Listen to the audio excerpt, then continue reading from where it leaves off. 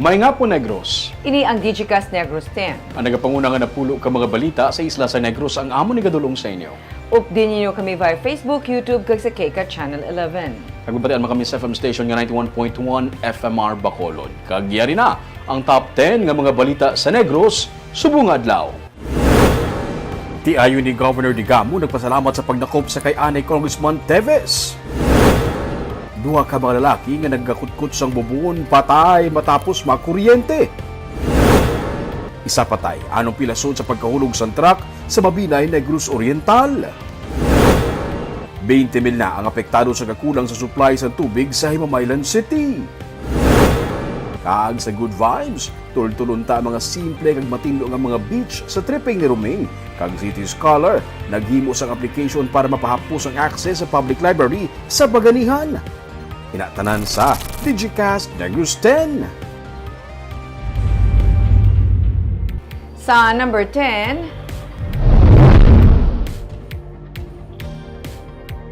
subong pa lang nagsugod ang summer sa Pilipinas suno sa pag-asa.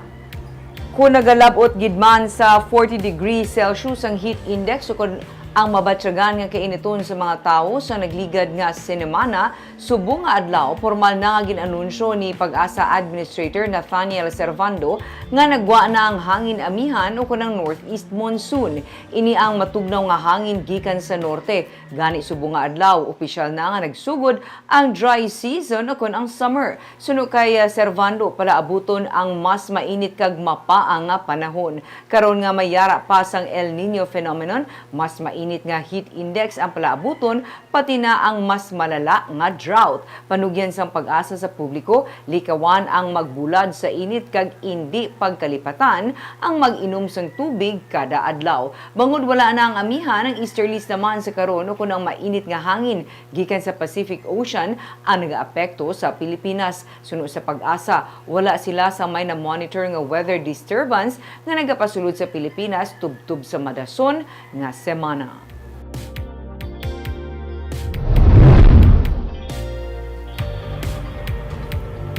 Sa number 9, total dengue cases sa Western Visayas naglabot sa 1,600.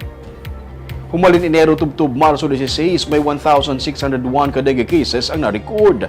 Kung ipanggit sa dato sa nagdigad nga tuig, 1% ini nga mas manubo. Kalabanan naman sa sining mga kaso, o kung 40% sini nag-aapekto sa 1 to 10 years old nga age group. Sa Morbidity Week 11 kung sa March 10 to 16, may 134 ka bag-o nga dengue cases nga na-report. 54 new cases ang na-record sa Iloilo Province sa among nga semana. 25 naman ka new cases sa Capiz kag 23 ka new cases sa Aklan. Samtang ang Negros Occidental ang may 10 new cases kag ang Bacolod naman may 4 new cases sa among nga semana. Humalit Enero tubtub March 16 ang Negros Occidental ang may 214 cases kag ang Bacolod may 32 cases. Wala sa may na-record nga dengue deaths sa probinsya kag sa syudad. Paray ng kampanya sang DOH para sa matinlo nga palibot para malikawan ang balatian dala sang lamok.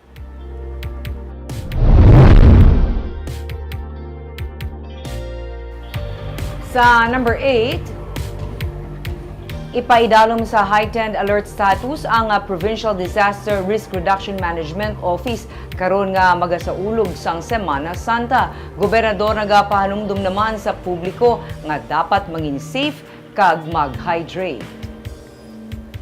Magapagwa pa si Governor Eugenio Jose Lacson sang memorandum nga nagapaidalom sa heightened alert status ang tanan nga katapos ang Disaster Risk Reduction and Management Office. Ipasiguro sini nga makover ang tanan nga kaladtuan sa mga Negrense sa pagdumdum sang Semana Santa nga magalakip sa mga simbahan, beaches kag iban pa nga ginasayuhan para sa bakasyon. Pero nagapahanumdum si Lacson sa tanan nga una dapat hindi pagkalipatan ang matuod-tuod nga kahulugan sang Semana Santa. Dugang pa niya karon nga may El Nino phenomenon, hindi pagpabayaan na ikayong lawas, rason nga dapat mag-inom sang tubig o kun mag-hydrate. Last December, we celebrated the coming of our Lord Jesus Christ. We're now also remembering the sacrifice that He went through, no, to save us all. So first and foremost, we should be thankful for that sacrifice. And at the same time, we should also be careful in our travels, no? Because we usually take advantage of these long weekends and plan travels, whether within Negros Occidental or outside. Let's also consider the El Nino is still around, so let's keep ourselves hydrated. Sa number 7,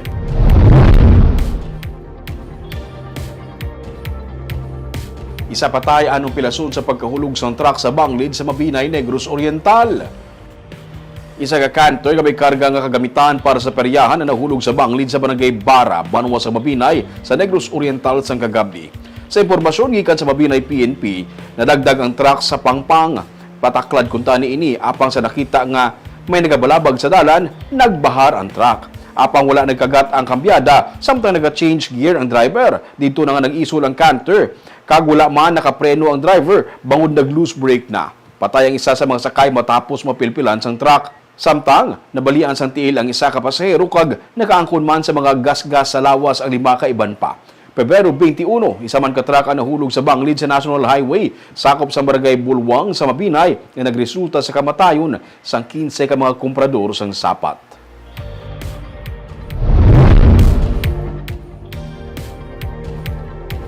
Sa number 6, duha ka mga lalaki nga nagakutkot sang bubon patay matapos nga makuryente.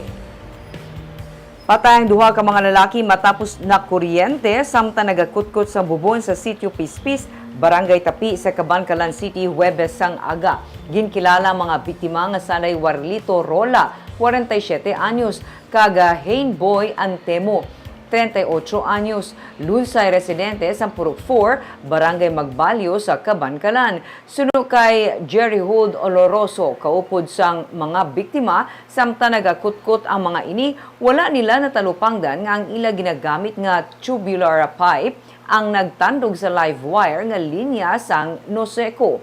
Ini ang gintunaan sang pagkasunog sang lawas sang duha ka mga biktima nga nagresulta sa ila nga kamatayon.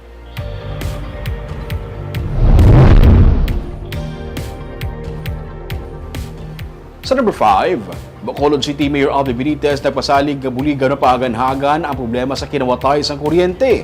Ang problema naman sa illegal connection ang iya ginatugyan sa NEPC. Kung may mga konsumidor nga wala sa kaugalingon nga kontador kag nagaangot lang sa ilang mga kaingod para may kuryente, ina ginatugyan ni Mayor Alvin Benitez sa Negros Electric and Power Corporation sa tion nga matigayon na ang pag-approve sa ilang franchise application sa idalom sang joint venture agreement. Nagwa sa resulta sang survey sang NEPC nga ang pagkabit sang kuryente kabahin sa mga kaso sang illegal connection nga nagalabot sa kapin 5,000. Hindi mapatod kung pila diri ang kaso sang pilferage kung pagpangawat. Handa sa Mayor Alvin nga magbulig agud pahagan-hagan ng ini nga mga kaso agud hindi magpas-an sa balayran sa systems laws ang mga konsumidor nga lehitimo nga nagabayad sang bill. Luyag ipasiguro sang alkalde nga kung operate ng NEPC, dapat estable ang supply sa kuryente, masarangan ang presyo kag renewable. I think once they're on board, maano gina siya. Kag the city will help.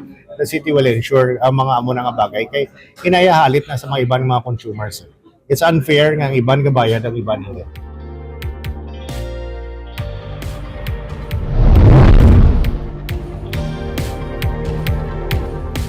Sa number 4, guidelines angot sa pagkumpiskar sa mga produkto sang vendors igaduso sa konseho.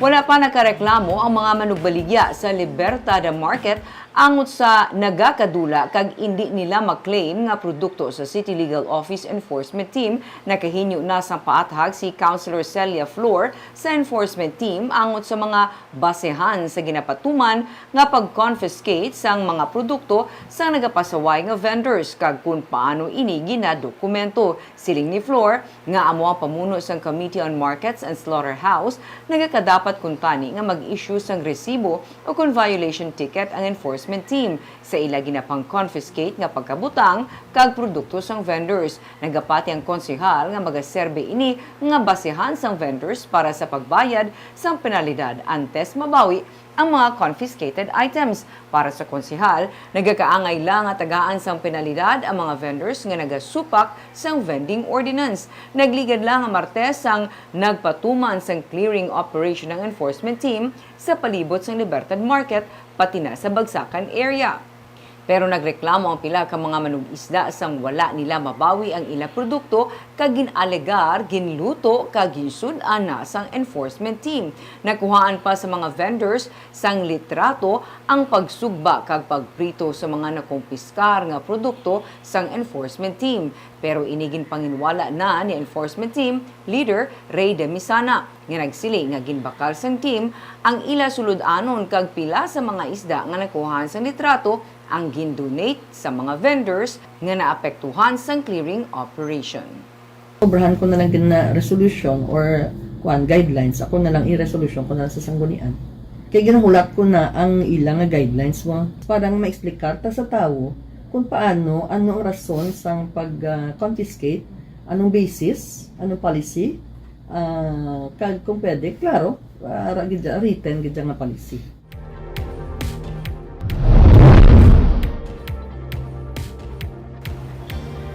Sa number 3, mga mangunguma nga naapektuhan na sang mainit nga panahon ang nakabaligya sang ilang mga produkto sa Bacolod City Government Center sa mas barato nga presyo bangod wala na sang middleman. Nagkalalaya ang mga gintadom nga lettuce ni Hazel Pat tugas ang tuman kainit nga panahon. Pero may nasalbar siya nga mga kararuton kag iban pa nga mga pananom nga iya natigayon nga nabaligya upod sa grupo sa Bacolod City Integrated Small Farmers Incorporated sa likod sa Bacolod City Government Center. Ang putos sang uho nga mabakal sa tag 100 pesos sa merkado, ang ilang ginabaligya sa tag 70 pesos. Ang tray sang itlog tag 225 pesos, mas barato kung ikumpara sa tag 250 pesos pasaka sa merkado. Sunod kay Hazel, pagi sa ginunsar nga kadiwa ng Pangulo, mas barato ang ilang mabaligya nga mga produkto nga wala na nagakinahanglan pa sa middleman. Inyo niya nga magluwas kung tani sa insurance sa ilang mga pananom, matagaan sila sa oportunidad kag dugang nga lugar nga matanyag ang ilang mga produkto sa bumalakal. Kita ko ginabulig sa amon kay besides nga amon subo ang timpo, direct siya bala namon mabaligya sa consumers from farm to market. So ay na nagagi sa middleman. So dako gi mabulig when it comes sa price pala sir, sa income. Kagisa ng mga konsumidor, mas barato para sa Yes, oo. Kaya makaayo sila sa amon, either Sa number 2, masobra sa 5,000 ka households o kung masobra sa 20,000 ka mga individual ang apektado sang potable water shortage sa syudad sang Himamaylan.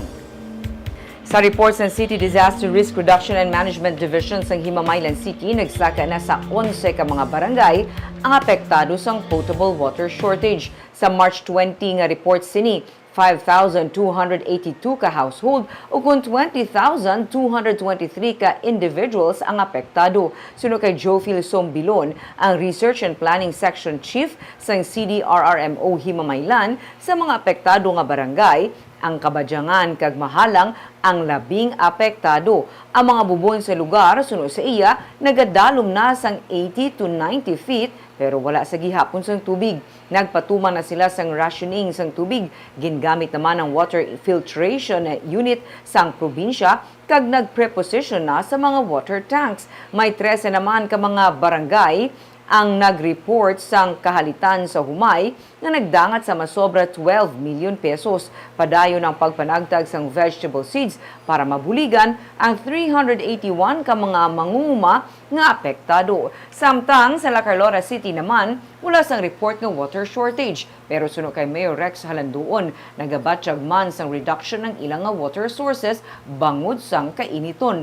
Nalikawan ang dalago nga kahalitan sa pananong sunod sa iya kay nahandaan na sa manguma ang epekto sang El Nino. Tigaylo nga magtanom sang kinaanda nila, nagpaiway sila kag nagtanom sa mga drought-resistant crops. Barangay Mahalang sir, ang bubo nila sir ara na sa 80 to 90 feet nga wala gid ya tubig nga For the whole barangay, sir? Kung in kaso gid man may tubig, so they need to wait 2 to 3 hours pa before naman sila makasagod naman doon. Anong frequency sa inyong Rationing. Bali ang frequency sa amon ni pagdulong tubig sir na ginatunga ginaman sir halimbawa schedule naman ang kabadyangan MWF mati-TH kami sa Mahalang para nga mamat-amat namon cover ang mga barangay nga nagakinhanglan kag may harap ang mga case sir nga urgent so gina-priority man namon. So ang domestic water use namon gamat-amat man hinay tungod ang spring ka amon nga ground bala ang pumping stations namon kay tungod niya da sa La Carlota do 3-4 mga big farms da may mga pumping stations nga lagko.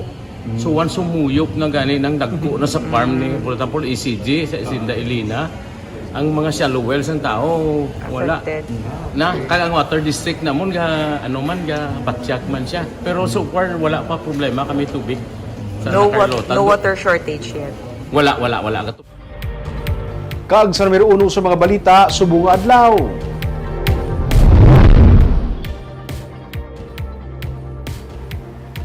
Anay Negros Oriental Representative R.D. Teves ang naaresto sa Timor-Leste.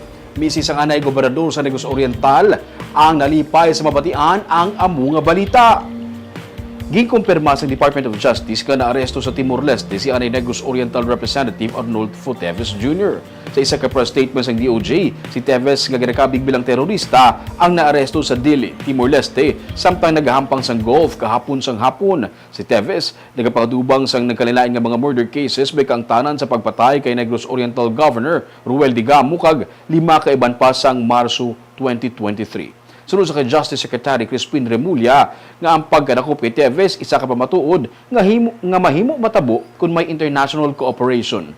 Ginpasalamatan ni Mayor Janice Digamo ang tiayon sa napatay nga gobernador ang pagkaaresto sa ginakabig mastermind sa pagpatay sa iyang nga mister. Para sa iya, dalayawon kay buhi ang Diyos. Sa Negros Occidental Governor Eugenio C. Lacson naman, nagsiling nga you can run but you cannot hide. Pero isa ini ka venue para mapatagan man sang anay kongresista ang iya kaugalingon sa proper venue. Si Teves ang yara sa kustodiya sa Timor-Leste Police samtang ginahikot ang iya nga pag-abot sa Pilipinas nga ginatrabaho naman sang NCB Dili sa koordinasyon sa team halin sa NCB Manila kag Dili Philippine Embassy. Well, as they say, you can run but you can't hide. So it's a first process. And si former Congressman Teves will now be allowed to defend himself in the proper forum.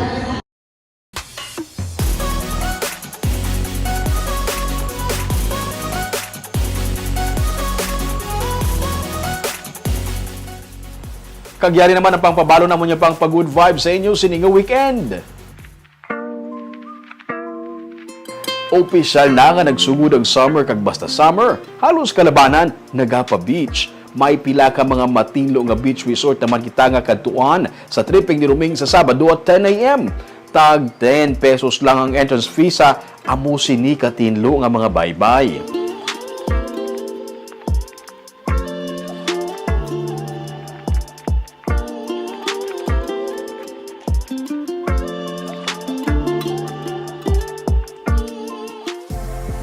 Anay City Scholar, voluntaryo nga naghimo sang software application, agud pa pahapos sa pag-access sa mga nagagamit sang pasilidad sa City Public Library. Nangin pamaagi niya ini agud mabalik ang ikaayo sa gobyerno kag matagaan inspirasyon ng iban pa nga mga pareho niya nga mga scholars aton siya kilalahon sa baganihan sa Sunday. But officially, nagsugod na si Summer. Subong pa lang siya ganit nagsugod na pa siya ka-start. Pesar sa kainiton nga nabatsa. Yes. Kag of course, kalaban ba sa Summer Barb, nagapabaybay. Kag amo ni aton nga dalan sa aton naton sila nga lugar. 10 pesos, ha?